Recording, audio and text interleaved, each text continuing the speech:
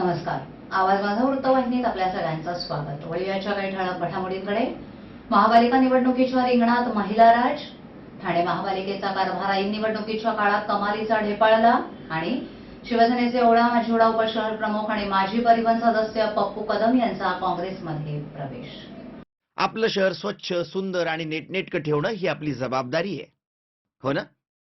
मग उचला फोन आणि विना परवाना होर्डिंग्स, बॅनर्स कुठे दिसले तर 1800-222-108 या टोल फ्री क्रमांकावर कळवा किंवा 7506946155 या भ्रमणध्वनीद्वारे आपली तक्रार नोंदवा किंवा महापालिकेने तयार केलेल्या स्टार ग्रेड ऍप्लिकेशनद्वारे आपली तक्रार नोंदवा.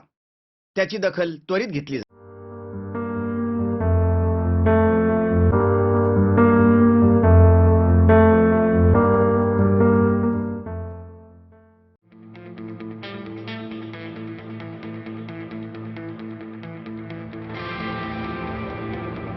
दम आलू आणि चिकन तंदुरीवर मारताना ताव. मग आता मतदानासाठी या धाव. मतदान करायला विसरू नका. दिनांक 21 फेब्रुवारी 2017. तुमचं मत ही तुमची ताकद.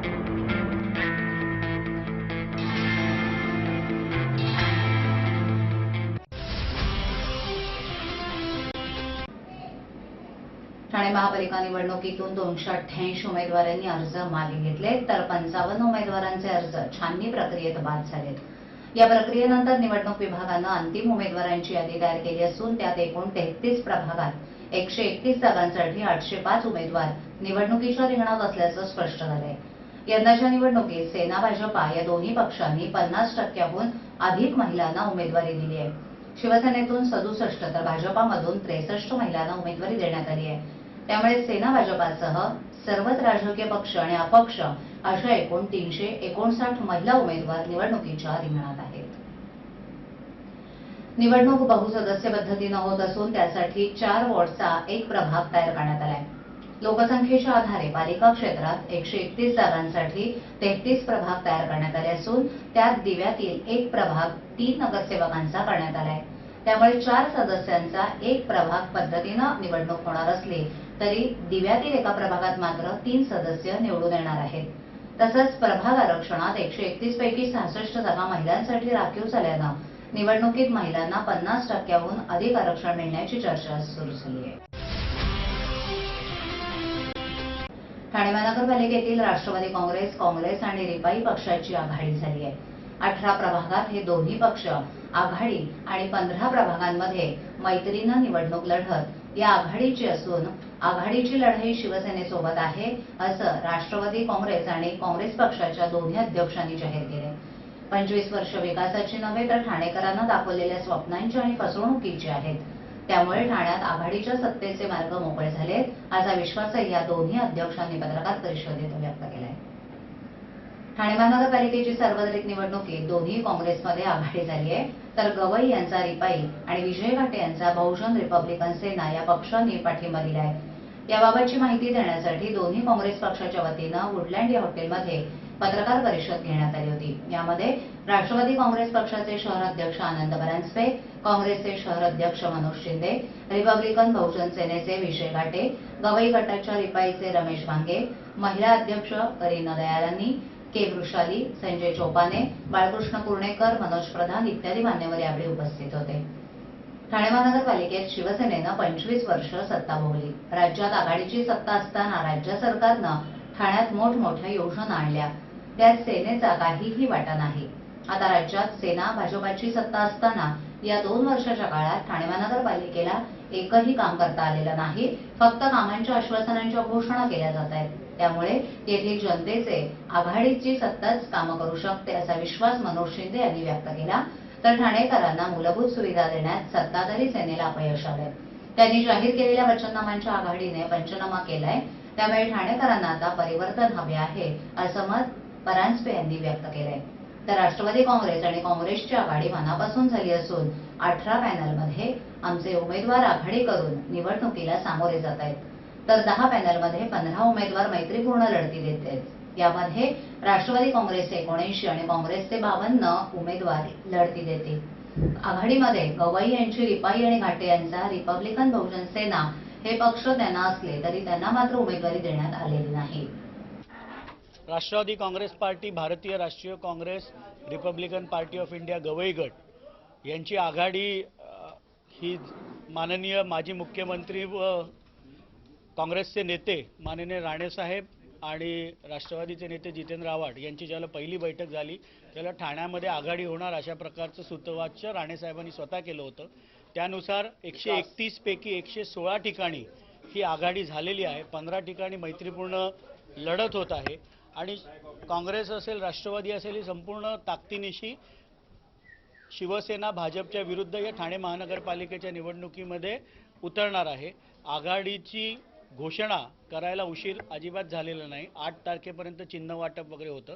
त्याच्यानंतर लगेचच संख्याबळ घेऊन आपल्यासमोर आघाडीची योग्य संख्या ही एरवी गतिमान प्रशासन असल्याचा दावा करणाऱ्या ठाणे महापालिकेचा कारभार ऐन निवडणुकीच्या काळात मात्र कमालीचा ढेपाळाला असल्याचं चित्र गेल्या काही दिवसांपासून पाहायला मिळतंय. ठाणे शहरात विविध प्रकल्प तसंच रस्ते रुंदीकरण मोहीम आक्रमकपणे राबवणारे आयुक्त संजीव जयस्वाल यांना निवडणुकीच्या कामाची घडी बसवता आली नसल्याचं स्पष्ट होतंय. उमेदवारी अर्ज भरण्यापासून ते संकेतस्थळावर उमेदवारांची यादी जाहीर करण्यापर्यंत पालिका निवडणुकीची यंत्रणा कुचकामी ठरल्याचं चित्र गेल्या काही दिवसांपासून सातत्यानं दिसतंय. राज्य निवडणूक आयोगानं यंदा महापालिका निवडणुकांसाठी ऑनलाईनद्वारे अर्ज भरण्याचे आदेश दिले. त्यानुसार ठाणे महापालिकेनं संकेतस्थळावर निवडणूक अर्ज तसंच कामकाजासंबंधीच्या माहितीसाठी सोय उपलब्ध करून दिली. महापालिका निवडणूक लढवणाऱ्या इच्छुक उमेदवारांनी ऑनलाईन अर्ज भरण्यास सुरुवात केली. प्रत्यक्षात मात्र संकेतस्थळावर सातत्यानं तांत्रिक अडचणी निर्माण होत असल्यानं उमेदवारांना अर्ज भरणं शक्य होत नव्हतं. संकेतस्थळावरील तांत्रिक बिघाडामुळे उमेदवार अक्षरशः हैराण झाले होते. संकेतस्थळावरील कारभार ढेपाळला असतानाच निवडणूक यंत्रणेचं कामही काचवकतीनं सुरू आहे. उमेदवारी अर्ज दाखल करण्यासाठी 3 फेब्रुवारीची अंतिम मुदत होती. अर्ज छाननीचा दिवस उलटून 24 तास उलटले तरी मोजक्या प्रभागांची माहिती पालिकेनं दुसऱ्या दिवशी जाहीर केली. छाननी प्रक्रियेला 2 दिवस उलटूनही बाद उमेदवारांची यादी पालिका निवडणूक विभागाकडे उपलब्धच नाही. हीच अपूर्ण माहिती संकेतस्थळावर प्रसिद्ध करण्यात आली असून यावरूनच पालिका निवडणूक यंत्रणा किती डिम्म आहे हे स्पष्ट होत आहे. ठाणे महापालिका निवडणुकीच्या पार्श्वभूमीवर गडकरी रंगायतन, अशोक टॉकीज, मल्हार, वंदना आणि गणेश सिनेमागृहात सोमवारी सकाळी प्रशिक्षण वर्ग आयोजित करण्यात आले होते. या कार्यक्रमांमध्येही काही ठिकाणी प्रोजेक्टर उपलब्ध नव्हते आणि त्यामध्येही काही ठिकाणी तांत्रिक अडथळे निर्माण होत होते. त्यामुळे कर्मचाऱ्यांच्या प्रशिक्षण वर्गात सातत्यानं अडचणी उभ्या राहत होत्या. एरवी दैनंदिन कामकाजात गतिशीलतेचा आग्रह धरणारे आयुक्त संजीव जयस्वाल यांच्या कार्यकालात निवडणूक यंत्रणेचं कामकाज ढेपाळल्याचं चित्र दिसतंय.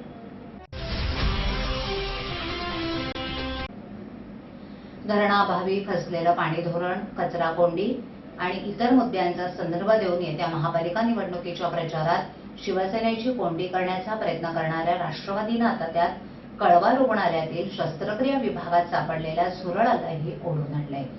झुरळाची चित्रफीत समाज माध्यमातून प्रसारित करून राष्ट्रवादीनं रुग्णालयाच्या कारभाराचे वाभाडे काढण्यास सुरुवात केली. गेली 25 वर्ष सत्तेवर असलेल्या शिवसेनेला नागरी सुविधा पुरवण्यात अपयश आल्याचा दावा करत त्याच मुद्द्यावरून राष्ट्रवादीनं पालिका निवडणुकीमध्ये शिवसेनेला लक्ष्य करण्यास सुरुवात केली आहे. पाणी, धरण, कचराभूमी अशा सुविधांपासून ठाणेकर वंचित असल्याचा दावा करत शहरात फलकबाजी सुरू झाली आहे. 2 दिवसापूर्वी राष्ट्रवादीचे आमदार जितेंद्र आव्हाड आणि ठाणे शहराध्यक्ष आनंद परांजपे यांनी पत्रकार परिषद घेऊन पाण्याच्या मुद्द्यावरून शिवसेनेच्या कारभारावर टीका केली होती. तसंच गेल्या 25 वर्षात पाण्यासाठी 3,500 कोटी रुपयांचा सुरडा केल्याचा आरोपही केला होता. एकूणच पालिकेतील विविध नागरी सुविधांच्या मुद्द्यावरून राष्ट्रवादीनं निवडणुकीमध्ये शिवसेनेची कोंडी केली आहे. त्यापाठोपाठ आता कळवा रुग्णालयातील शस्त्रक्रिया विभागात सापडलेल्या झुरळाची चित्रफीतही समाज माध्यमांपर्यंत प्रसारित करून त्याद्वारे शिवसेना विरोधी प्रचार सुरू केलाय.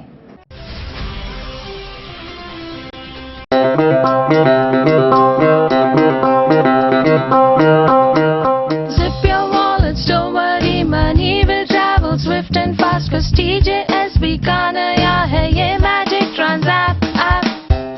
Transapp zap, Transapp app. एक ही virtual ID से transaction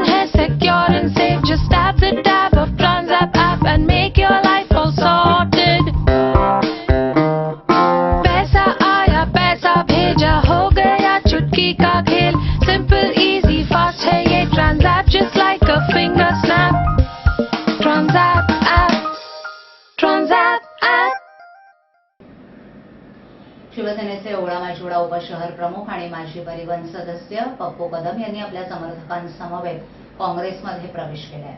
ठाणे महापालिका निवडणुका आगामी काही दिवसांवर येऊन ठेपल्या असून आपला पक्ष सोडून इतर पक्षात दाखल होण्याचे वारे अजूनही सुरूच आहेत.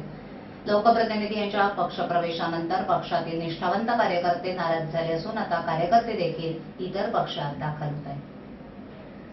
शिवसेनेचे ओळा माजिवडा उपशहर प्रमुख आणि माजी परिवहन सदस्य पप्पू कदम आणि कार्यकर्त्या अक्का नाडर यांनी काँग्रेसचे आमदार भाई जगताप यांच्या उपस्थितीत काँग्रेसमध्ये प्रवेश केला. यावेळी काँग्रेसचे शहराध्यक्ष मनोज शिंदे, माजी शहराध्यक्ष बाळकृष्ण पुणेकर, नगरसेवक विक्रांत चव्हाण, मीनाक्षी दुधावडे तसंच काँग्रेसचे इतर पदाधिकारी आणि कार्यकर्ते मोठ्या संख्येनं उपस्थित होते. पप्पू कदम यांनी स्वर्गीय धर्मवीर आनंद दिघे यांचे स्वीय सहाय्यक म्हणून काम केलं.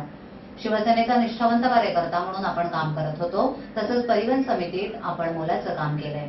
शिवसेनेनं आपल्याला परिवहन समिती सभापती म्हणून पद देण्यात येईल असं दिलेलं आश्वासनही पूर्ण केलेलं नाही. तसंच ज्या संजय पांडेनं शिवसेनेविरोधात मागील 2012 मध्ये अपक्ष म्हणून उमेदवारी लढवून आपला पराभव केला, त्या संजय पांडे यांना शिवसेनेनं पक्षात स्थान दिलं असल्याची खंत त्यांनी व्यक्त केली. प्रताप सरनाईक यांनाही शिवसेनेत प्रवेश दिल्यानंतर त्यांना आपण मदत केली, परंतु दुसऱ्या वेळी आमदारकी देताना देखील आपल्याला डावलण्यात आलं. तसंच आत्ताही सरनाईक यांच्या कुटुंबालाच प्राधान्य देण्यात आले. त्यामुळे 35 वर्ष शिवसेनेचा निष्ठावंत कार्यकर्ता असून देखील आपल्याला डावलण्यात येत असल्यानं आपण जाहीररित्या काँग्रेसमध्ये प्रवेश करत असल्याचं त्यांनी सांगितलं. आजच्या ठळक घडामोडी शेवटी पुन्हा एकदा.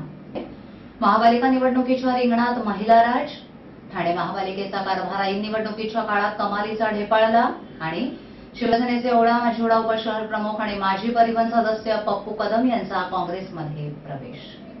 आपल्या विभागातील काही सूचना अथवा समस्या असल्यास आमच्यापर्यंत जरूर पोहोचवा. आम्ही तुमचा आवाज नागरिकांपर्यंत नक्की पोहोचवू. आम्हाला संपर्क करण्यासाठी आमचा पत्ता आवाज माझा 103 साईलेक, आदर्श नगर समोर, कोलबाड रोड, ठाणे पश्चिम. आमचा दूरध्वनी क्रमांक 9773503326. आमचा ईमेल आयडी awazmaza.tvnews@gmail.com. आवाज माझावरील एखादी बातमी पाहिजे गेली असल्यास युट्यूबवरती तुम्ही पाहू शकता. तर मग उद्या पुन्हा भेटू याच वेळी याच ठिकाणी काही नवीन घडामोडींसह आवाज माझा वृत्तवाहिनीत. तोपर्यंत नमस्कार.